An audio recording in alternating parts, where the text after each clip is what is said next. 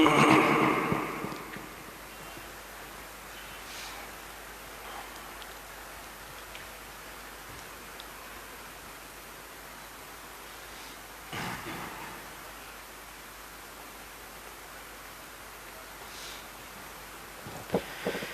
الله الرحمن الرحيم.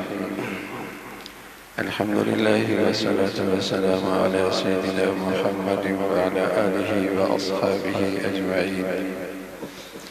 الحمد لله والصلاة والسلام على سيدنا محمد وعلى آله وأصحابه أجمعين. أما بعد فأعوذ بالله من الشيطان الرجيم. بسم الله الرحمن الرحيم. واذكروا نعمة الله عليكم إذ كنتم أعداء فألف بين قلوبكم فأصبحتم بنعمته إخوانا وكنتم على شفا حفرة من النار فأنقذكم منها. صدق الله العظيم. اللهم صل على سيدنا محمد وعلى آل سيدنا محمد وبارك وسلم. اللهم صل على سيدنا محمد النبي الأمي وعلى آله وأصحابه وسلم. میرے معزز مسلمان بزرگوں، عزیز بھائیوں اور امت مسلمہ کے مقدس ماں اور بہنوں، انسانیت پر جو اللہ کا انعام ہوا، آپ علیہ السلام کا اس دنیا میں تشریف لانا، اس سے پہلے دنیا کی حالت کیا تھی؟ تو دو جملوں میں اس پوری جاہلیت کی تصویر قرآن کے آئینے میں آپ علیہ السلام سے پہلے دنیا کس حالات میں تھی اس کا پورا نقشہ دو آیات. اذ کنتم اعداء، تم آپس میں باہم دستے گریبان تھے، ظلم، ناانصافی، قتل و غارت، دشمنیاں، نہ ختم ہونے والی جنگیں، نہ ختم ہونے والا ظلم اور ناانصافی کا سلسلہ. اذ کنتم اعداء. دوسرا نقشہ وکنتم علی شفا حفرۃ من النار، تم بالکل ہلاکت کے گڑھے پہ کنارے پہ کھڑے تھے، ابھی جہنم میں گرے، ابھی جہنم میں گرے.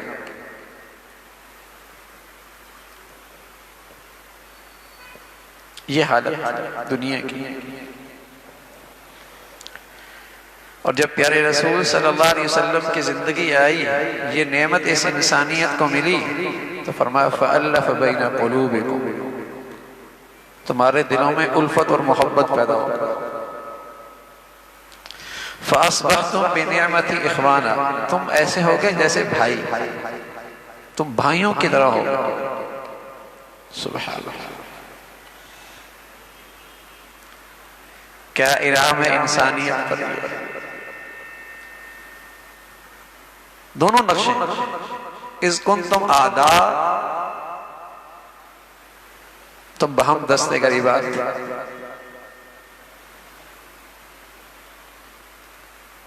امن، سلامتی، محبت، اتفاق، اس کا وہاں کوئی گزر نہیں. اذ کنتم اعداء فألف بین قلوبکم. دوسرا نقشہ بدل گیا. وَاذْكُرُوا نِعْمَةَ اللَّهِ، اللہ کا تم پہ انعام ہوا، اسے یاد کرو کہ اس وقت تمہاری حالت یہ تھی کہ اذ کنتم اعداء، اور پھر اس نعمت کے بدولت کیا ہوا؟ فألف بین قلوبکم فأصبحتم بنعمتی اخوانا، تم بھائی بھائی ہو گئے، شیر و شکر ہو گئے.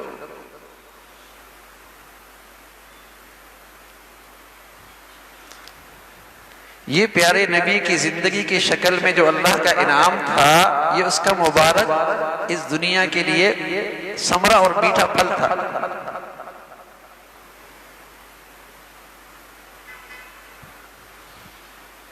گھر کتنا ہی اچھا کیوں نہ ہو، بتائیے اگر وہاں محبت نہ ہو تو وہ گھر رہتا ہے؟ وہ کوٹھیاں بھی اجڑی اجڑی سے لگتی. وہ محلات بھی ویران ویران سے لگتے ہیں،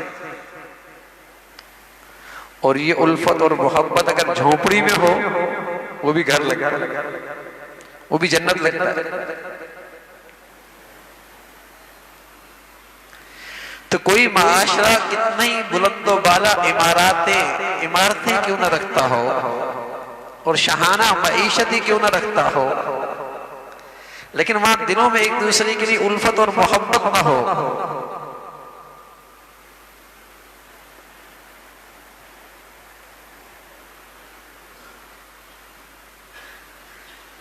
تو کیا حال ہوگا؟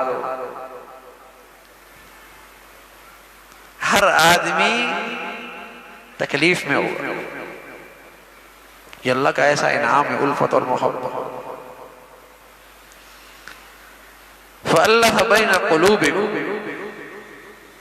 تمہیں اللہ نے انعام دیا آپ علیہ السلام کی شکل میں۔ آپ کی زندگی کے دو پہلو، ایک پہلو آپ کی زندگی کا ہے آپ کی ولادت سے لے کر 40 سال، تو دنیا آپ کو کہتی تھی محمد ابن عبداللہ بن عبد المطلب، عبداللہ کے بیٹے عبد المطلب کے پوتے، یوں یاد کرتے۔ اس 40 سالہ زندگی میں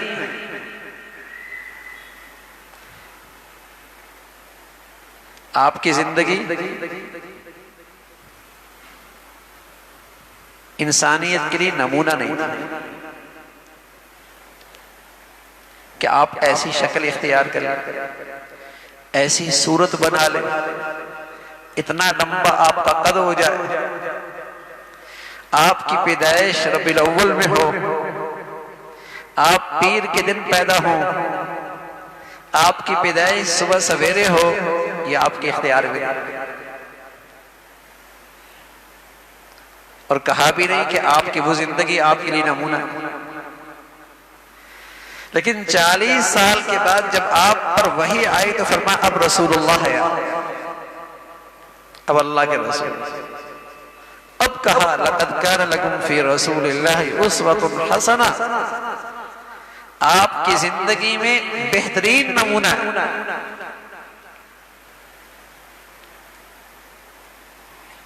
40 سال پہلے دنیا آپ کو محمد ابن عبداللہ کہتی تھی، بن عبد المطلب کہتی تھی، جب آپ پر وحی آئی تو آپ رسول اللہ بن، محمد الرسول اللہ۔ اب آپ کی زندگی انسانیت کے لیے نمونہ بن گئی، جس میں اللہ نے انسانیت کی فلاح رکھ، کامیابی رکھ دی، نجات رکھ دی، عزت رکھ دی، سکون رکھ دیا، سلامتی رکھ دی، عدل و انصاف رکھ دیا، ساری زندگی کا حسن رکھ دیا۔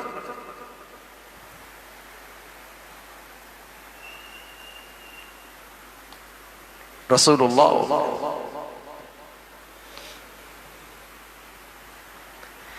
اس لیے مسلمان ہمیشہ سے آپ کا دنیا میں تشریف لانا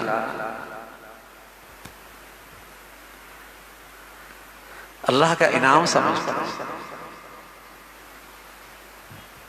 پھر خوشی نہیں، مسلسل خوشی کرتے اور مسلسل اللہ کی اس نعمت پہ شکر گزار رہتے، رات دن صبح شام،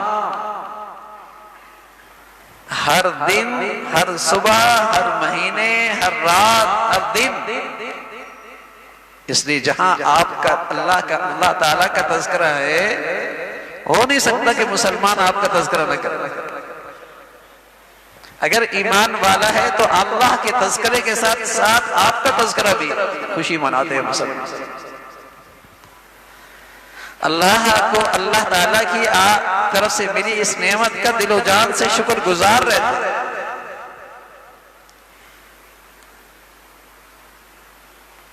یہ بڑا انعام ہے۔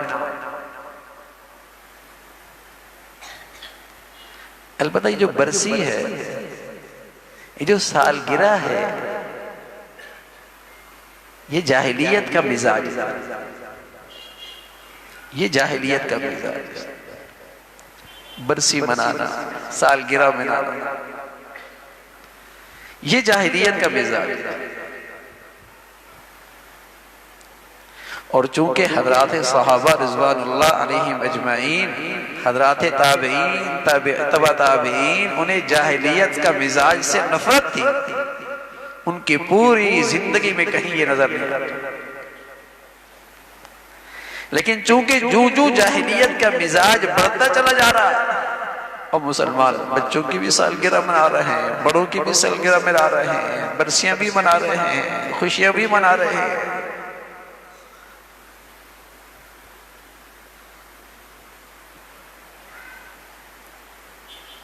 ورنہ صحاح ستہ حدیث کی بڑی معتبر کتاب ہے قرآن کے بارے میں۔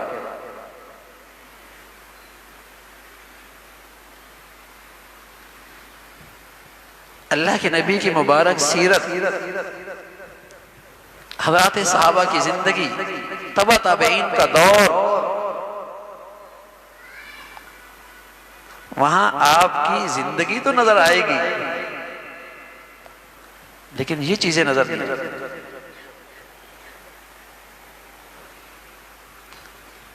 یہی وجہ ہے کہ کہیں احادیث میں اس بات کا تذکرہ تو ہے کہ پیارے رسول صلی اللہ علیہ وسلم جس مہینے میں دنیا میں تشریف لائے اس کا نام ربیع الاول، اور جس دن تشریف لائے اس دن کا نام پیر ہے، اور جس وقت تشریف لائے وہ وقت صبح کا ہے، جب صبح نمودار ہو رہا۔ اب آپ علیہ السلام کا دنیا میں تشریف لانا، وہ مہینہ مبارک، وہ صبح بھی بڑی مبارک، وہ دن بھی بہت مبارک، لیکن وہ مہینہ اور وہ دن اور وہ صبح دنیا میں پھر کبھی نہیں آئی، وہ ایک ہی مرتبہ آئی۔ بعد میں جو آئے ہیں وہ تو اس مہینے کا نام ہے،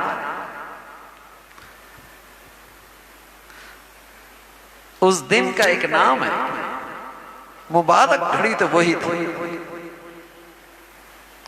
ورنہ آپ کی اس نسبت سے اگر مبارک برکت آ جاتی ہر مہینے میں تو پھر ہم تو ہر پیر کو خوشیاں منا، ہر صبح خوشی منا،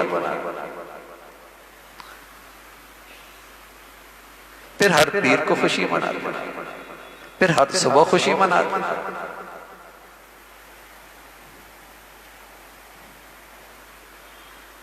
چونکہ یہ مسلمانوں کا مزاج نہیں تھا، یہی وجہ تھی کہ جب نبی کی زندگی تھی اور نبی کی زندگی سے نہ اضافہ تھا نہ کمی تھی، تو مسلمانوں میں نہ تو فرقے تھے، نہ یہ نفرتی تھی، اور نہ ہی یہ تعصبات تھی، نہ ہی لسانیت تھی، اور نہ ہی یہ عصبیت تھی، نہ ہی یہ گروہ بندیوں کی نفرتیں تھی، مسلمان بھائیوں کی طرح تھے، اس لیے کہ یہ آپ کی زندگی کی خصوصیت تھی۔ لیکن جب اس میں اضافہ کیا مسلمان نے، جہالت کی وجہ سے اس میں کمی کر دی، اضافہ کر دیا، تو مسلمان تقسیم ہو گئے۔ اور جتنے بے دین طبقے ہیں دنیا میں، چاہے وہ حکمرانی کیوں نہ ہو، وہ ان خرافات کو تو فروغ دیں گے، نبی کی زندگی کو فروغ نہیں دیں گے۔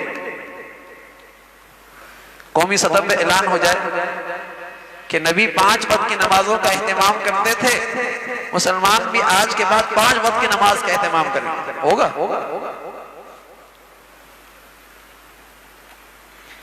جو نبی کے اخلاق ہیں اس کی تو حوصلہ افزائی قومی سطح پہ نہیں ہوگی، لیکن جس سے مسلمان تقسیم ہوں، جس سے مسلمانوں میں دوریاں پیدا ہوں، بے دین حکمران اس کو فروغ دیں گے، اس کی حوصلہ افزائی ہوگی۔ اس لیے کہ اللہ کے نبی کی زندگی کی تو یہ خصوصیت تھی، فَأَلَّفَ بَيْنَ قُلُوبِكُمْ فَأَصْبَحْتُمْ بِنِعْمَتِهِ إِخْوَانًا، تم آپس میں باہم ایک دوسرے کے بھائی ہو گئے، نفرتیں تھی بھائی ہو گئے۔ یہ تو نبی کی سنت کی طاقت ہے، یہ اللہ کے حبیب کی زندگی کا حسن ہے کہ مسلمانوں میں نفرتیں دوریاں نہیں ہوتی، مسلمان آپس میں محبت سے رہنے لگتے ہیں۔ لیکن جب سنتیں نکلیں گی اور فرقہ پرستی آ جائے گی، یا لسانیت اور عصبیت کا زہر آ جائے گا، نبی کی زندگی نکل جائے گی، پھر مسلمانوں میں نفرتیں ہوں، پھر نفرتیں۔ یہ نہیں ہو سکتا کہ نبی سے محبت ہو، نبی کی اطاعت ہو اور مسلمان ایک دوسرے سے نفرت کریں، ایسا نہیں ہو سکتا۔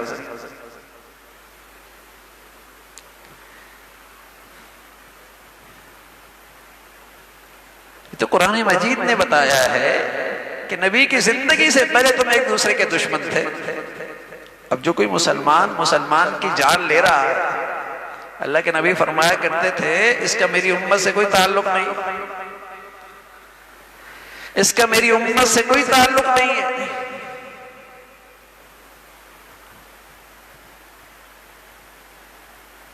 فَأَلَّفَ بَيْنَ قُلُوبِكُمْ، الفت اور محبت آ گئی۔ اور دنیا نے دیکھا کوئی کالا ہے، کوئی گورا ہے، کوئی فارسی ہے، کوئی اجمی ہے، کوئی عربی ہے، کوئی کس قبیلے کا اور کوئی کس قبیلے کا۔ مدینہ کی گلیوں میں یوں لگتے ہیں سب ایک ماں باپ کے ہو۔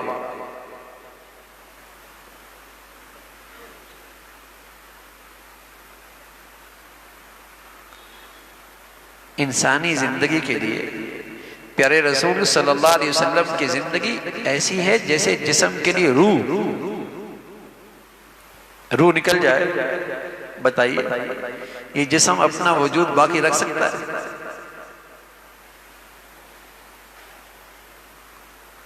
اس کے عذاب بکھرنے لگتے ہیں، اس کے عذاب بکھرنے لگتے ہیں، آہستہ آہستہ ان کا وجود خطرے میں ہو جاتا ہے۔ تو پیارے رسول صلی اللہ علیہ وسلم کی زندگی جب تک مسلمانوں میں ہے تو مسلمان اکٹھے، روح ہے۔ مسلمانوں کے اتفاق کے لیے، مسلمانوں کے اتحاد کے لیے، مسلمانوں کی باہمی محبت کے لیے، مسلمانوں کی اسلامی اخوت کے لیے پیارے نبی کی زندگی روح کی طرح ہے۔ لیکن اگر وہ زندگی نکل جائے پھر وطنیت کا بت، لسانیت کا زہر، فرقہ پرستی کی گمراہی،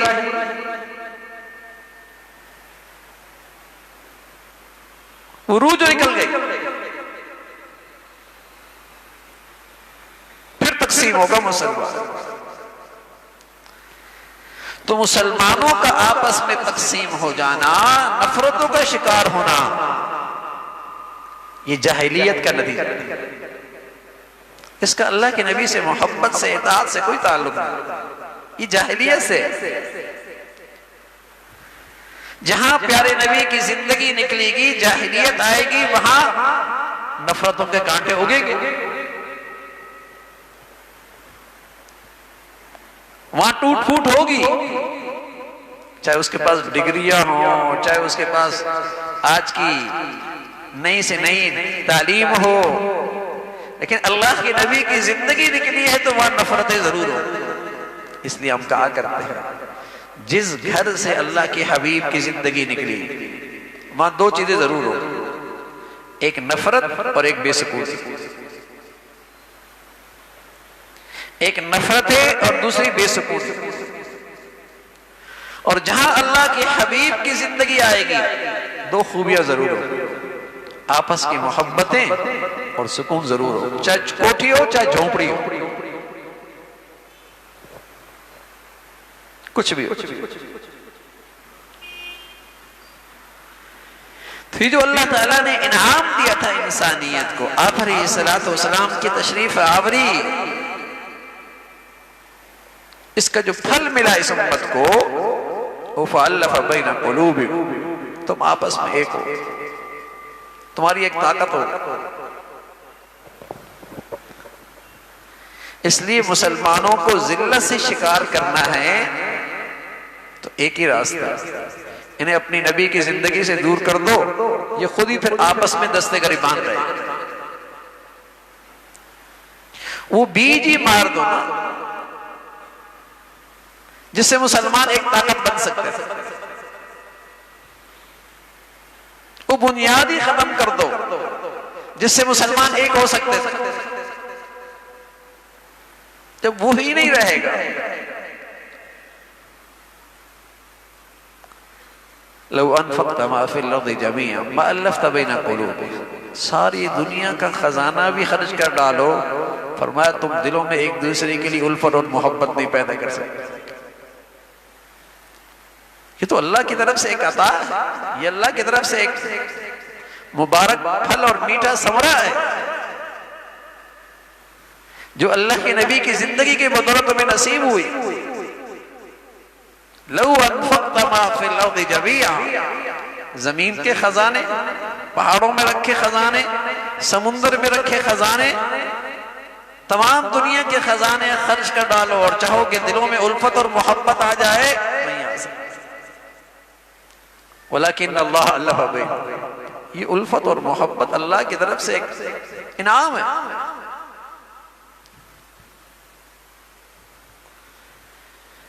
تو جاہلیت کی زندگی ہے، عصبیت، لسانیت، وطنیت، کہ مسلمان وطن کی بنیاد پر دوسرے مسلمان سے نفرت کرتے،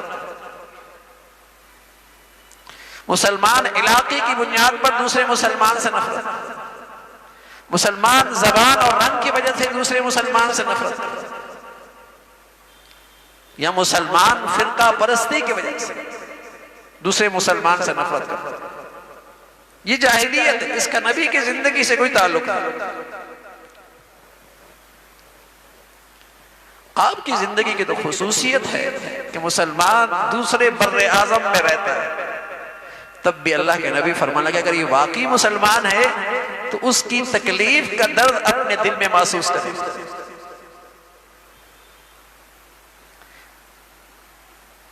اس کی تکلیف کا درد یہ اپنی زندگی میں محسوس کرے گا. مسلمان تو ایسا ہوتا ہے، اس کے راستے میں ملکوں کی سرحدیں رکاوٹ نہیں بنا کرتی، اس کے راستوں میں برادری اور قومیت کے بت نہیں کھڑے ہوا کرتے.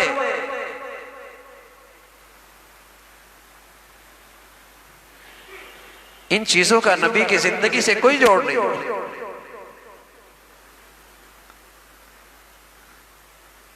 تو جہاں دیکھو کہ جس چیز سے مسلمانوں میں دوریاں پیدا ہو رہی ہیں، یقین کر لو کہ یہ بدعت تو ہو سکتی ہے، سنت نہیں ہو سکتی. جس سے مسلمانوں میں دوریاں پیدا ہو رہی ہیں وہ بدعات تو ہو سکتی ہیں، خرافات سے ہو سکتی ہیں، سنت نہیں ہو سکتی، نبی کا دین نہیں ہو سکتی. یہی وجہ ہے جو نئی چیز دین میں آتی ہے وہ ایک جیسی نہیں ہوتی. ایک بر اعظم میں اس کی شکل کوئی اور ہوگی، دوسرے بر اعظم میں اس کی شکل کچھ اور ہوگی. ایک ہی ملک کے صوبے میں ایک شکل کچھ اور ہوگی، دوسری صوبے میں کچھ اور ہوگی. 20 سال پہلے کچھ اور تھا، اگلے 20 سال کے بعد کچھ اور ہو جائے گا. 50 سال پہلے کچھ اور تھا، 30 سال کے بعد کچھ اور ہو جائے گا. جیسا جیسا مزاج بدلتا رہے گا اس نئی چیز کا سانچہ بھی بدلتا رہے گا. لیکن سنت ایک جیسی ہوتی ہے. صدیاں گزر گئی، اذان ویسی ہے. ایسا تو نہیں کہ اب مغرب 4 پڑھی جاتی ہے، وہ تو ایک جیسی ہوتی ہے. جسے انسان نے اپنے مزاج سے دین کا حصہ بنا لیا وہ ہر دور میں بدلتی رہتی ہے.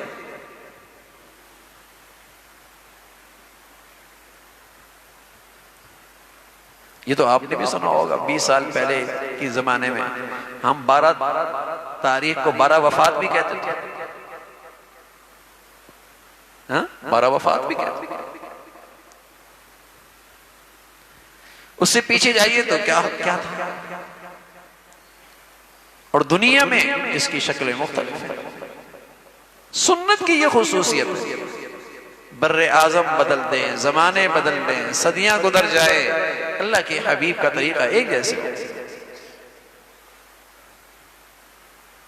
اور اس کی یہ تاثیر ہے کہ کہیں بھی ہو مسلمان دل میں ایک دوسرے کی محبت رکھے گا،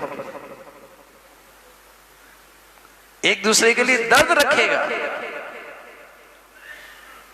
اس لیے جو دنیا کی طاقتیں مسلمانوں کو ایک نہیں دیکھنا چاہتی،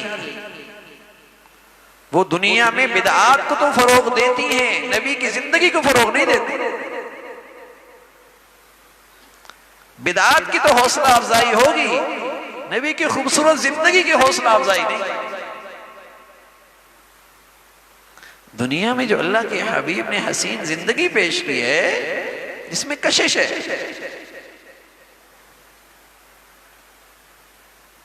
وہاں نماز ہے، وہاں خوبصورت اخلاق ہے، وہاں عدل ہے، وہاں سچائی ہے، وہاں دیانت ہے، وہاں رحمت اور شفقت ہے، وہاں احسان ہے، وہاں تحمل اور برداشت ہے، وہاں صبر اور شکر ہے۔ یہ خوبصورت زندگی ہے نبی کی، اس میں تو مسلمان کبھی ایک دوسرے سے نہیں لڑے گا۔ اور اس زندگی میں کشش ہے، غیر مسلم بھی اگر یہ زندگی کسی معاشرے میں دیکھ لے وہ بھی متاثر ہوتا ہے، اگر سلیم الفطرت ہو۔ لیکن خرافات سے تھوڑی کوئی متاثر ہوتا ہے، اس سے تو لوگ کہتے ہیں یہ کیسا اسلام ہے بھائی، یہ کیسا دین۔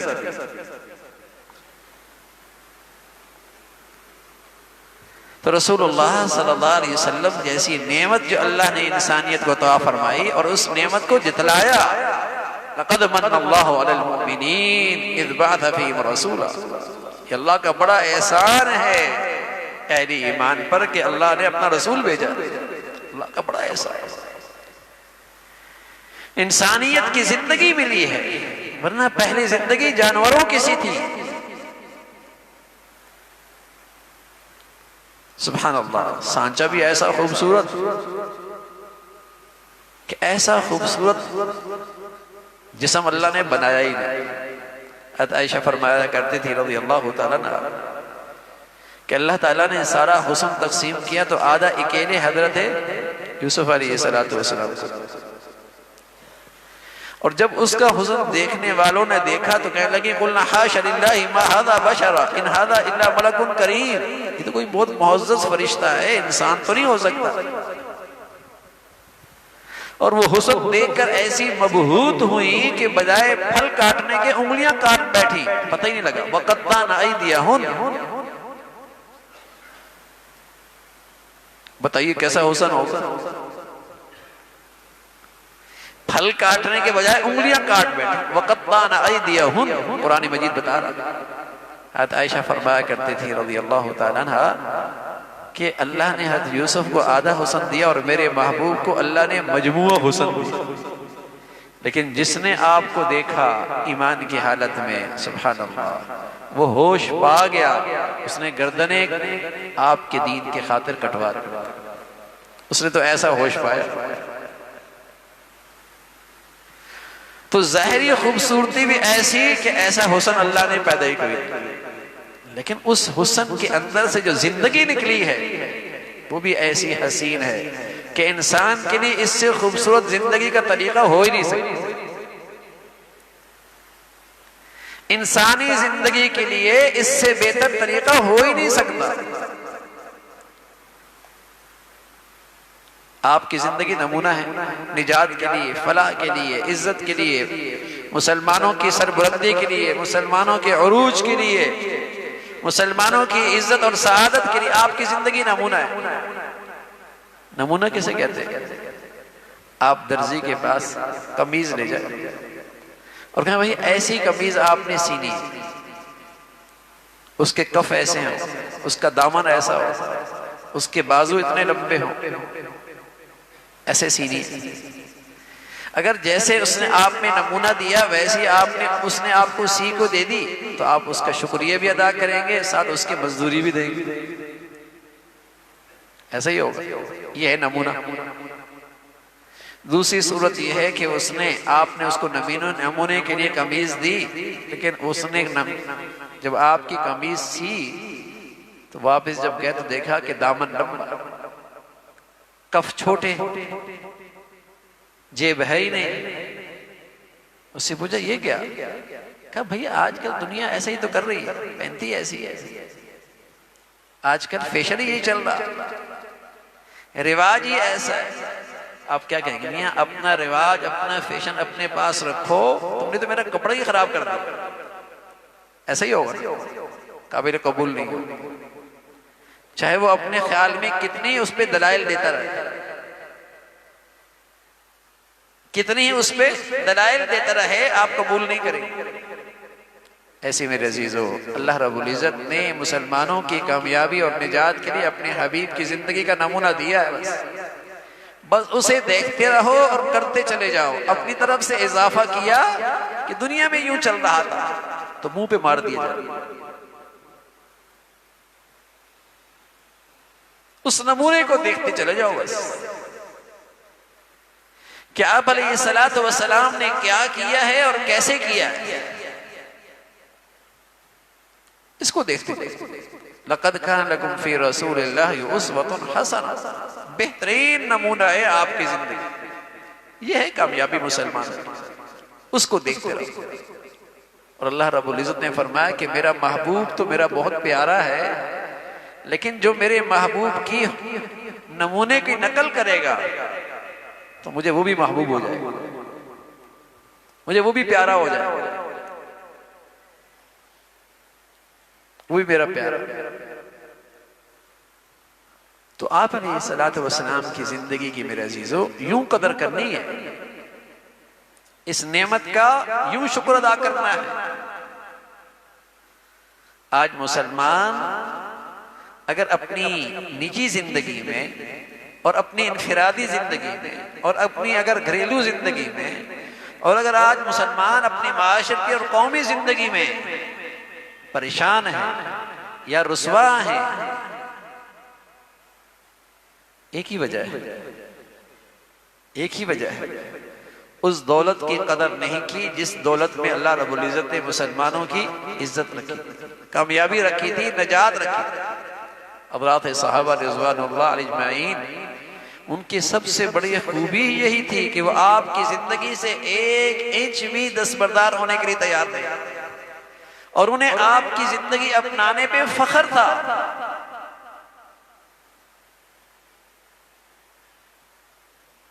جب رستم کے دربار میں صحابی رسول گئے اور اسے کہا کہ ہم ایسی زندگی لے کے آئے ہیں کہ تمہیں ہم دنیا کی تنگی سے نکال کر اس دنیا کی وسعت کی طرف لے کے جانا چاہتے ہیں. دنیا سے تنگی اور دنیا کی وسعت، حالانکہ جو آنے والا مسافر تھا، سفیر تھا، اس کی سواری چھوٹی سی تھی، معمولی سا لباس تھا، اور جس دربار میں گیا وہ وقت کے سپر طاقت کا جرنیل تھا اور اس کی شاہانہ زندگی تھی. اس کو پیغام دے رہا ہے کہ تجھے تنگی سے نکال کر آزاد زندگی دینا چاہتا ہوں، تم ان چیزوں کے اندر غلامیت کی زندگی گزار رہے ہو، آؤ اپنے میرے حبیب کی زندگی پر تم آزاد ہو جاؤ، اس دنیا کے اندر بھی آزادی کی زندگی کا لطف اٹھاؤ گے.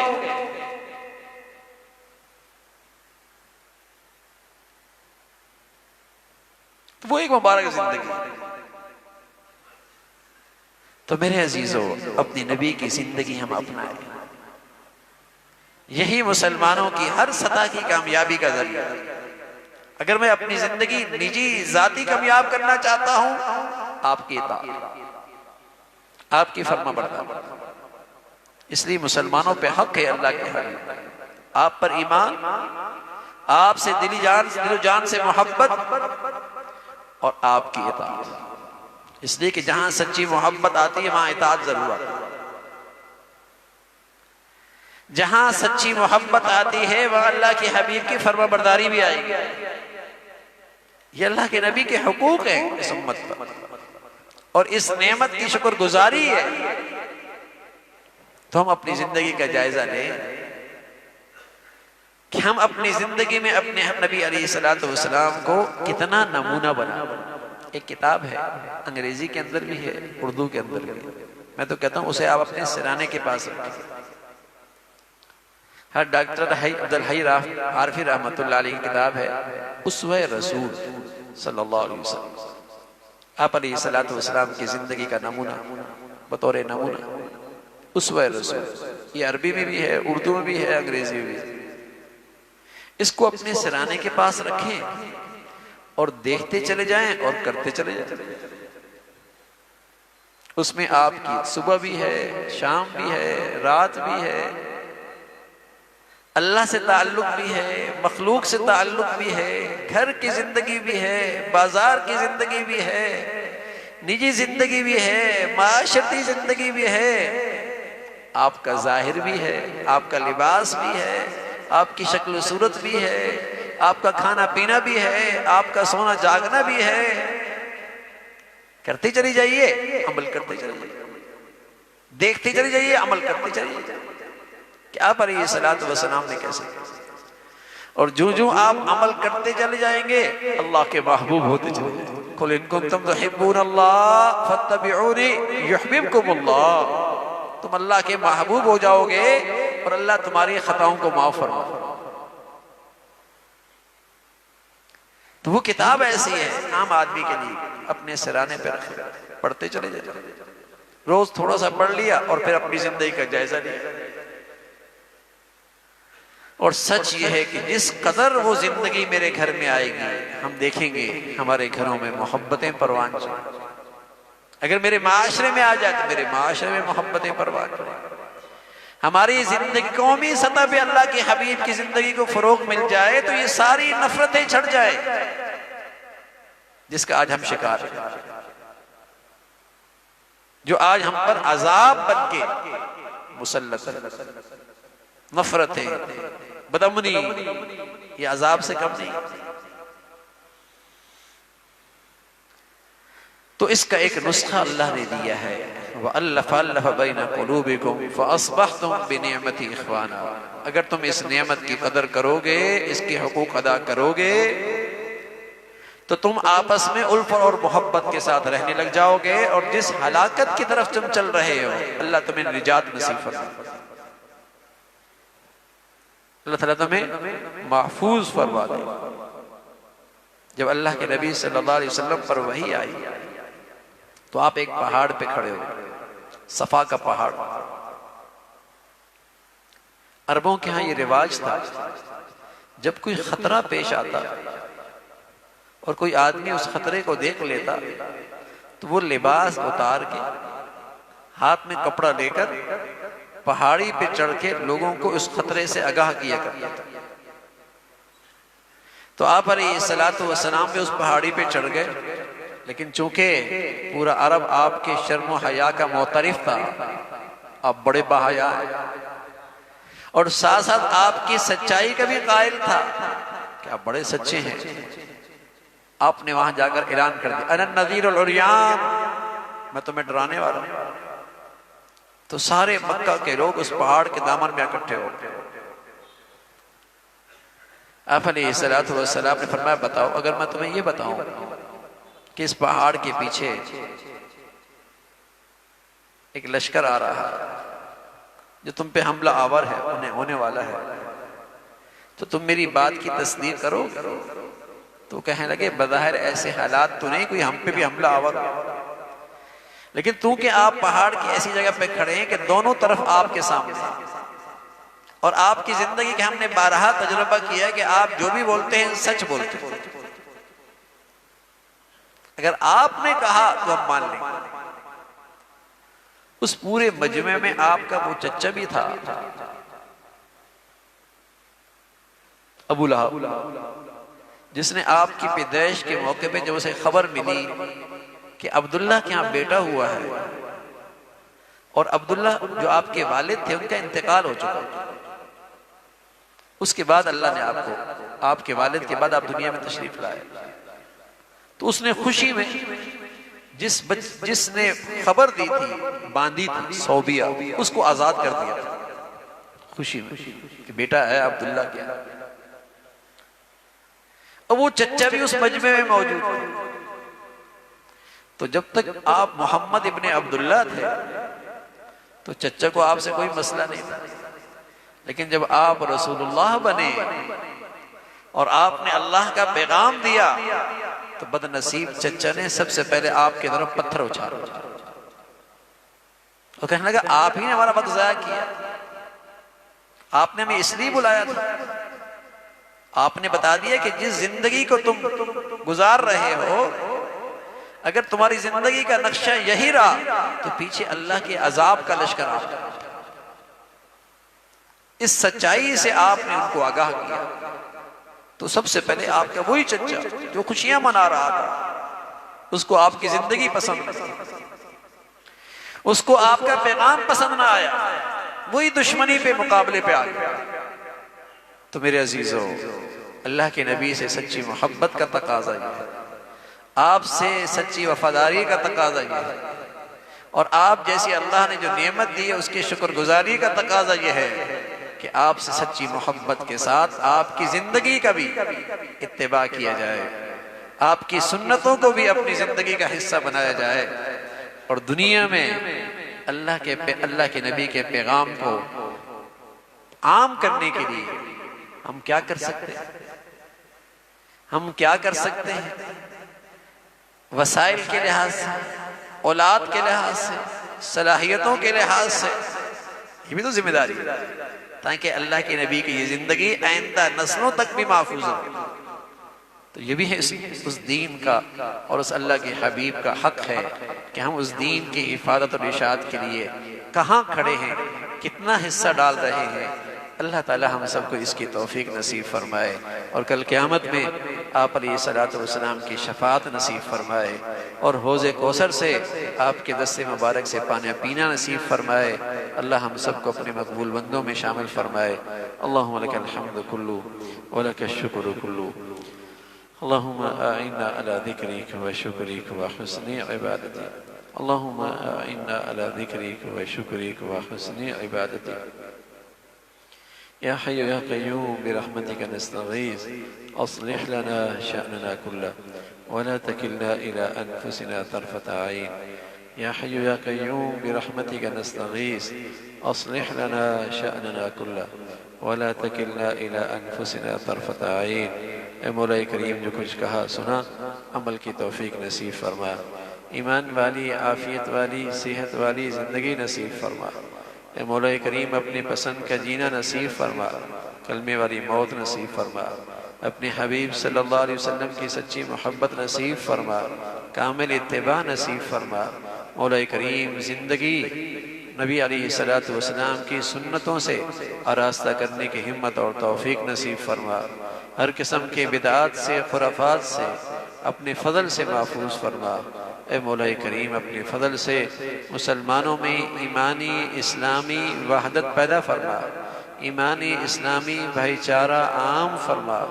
اے مولا کریم، جو مسلمانوں میں رنگ، نسل، وطن، علاقے، نفرتوں کی جتنی شکلیں ہیں مسلمانوں کو اس سے محفوظ فرما۔ اے مولا کریم، ہمیشہ نعمتوں بھری زندگی نصیب فرما، نعمتوں میں شکر گزاری نصیب فرما، اپنے فضل سے حادثات، سانحات، موذی اور دیرپا بیماریوں سے محفوظ فرما۔ اے مولا کریم، اپنے فضل سے پوری امت اسلامیہ پہ رحم فرما، اہل اسلام کو نیک صالح قیادت نصیب فرما، ظالموں سے، بے دینوں سے، جہلاء سے اس امت کو نجات نصیب فرما۔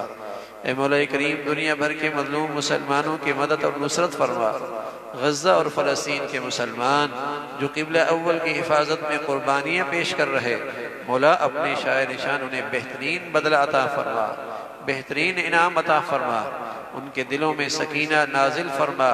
اے مولا کریم، ان کی اس سرزمین پر اپنے قدرت کے عجائبات دکھا، یا ارحم الراحمین، انہیں اس راستے میں استقامت نصیب فرما، باطل کی طاقت کو بہم دستے گریبان فرما، کفار کے ظلم و ستم سے اہل اسلام کی حفاظت فرما۔ اے مولا کریم، ان کی قربانیاں، ان کی شہادتیں، اس سے امت میں دینی بیداری پیدا فرما، اسلامی اخوت کو زندہ فرما۔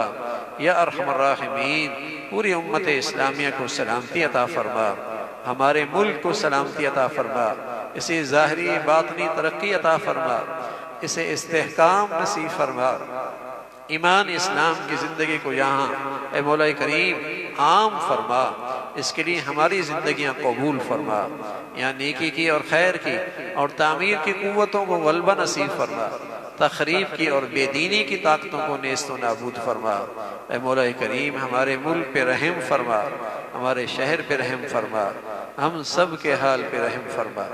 ربنا تقبل منا انك انت السميع العليم وتب علينا انك انت التواب الرحيم، وصلى الله على سيدنا محمد وعلى آله واصحابه اجمعين برحمتك۔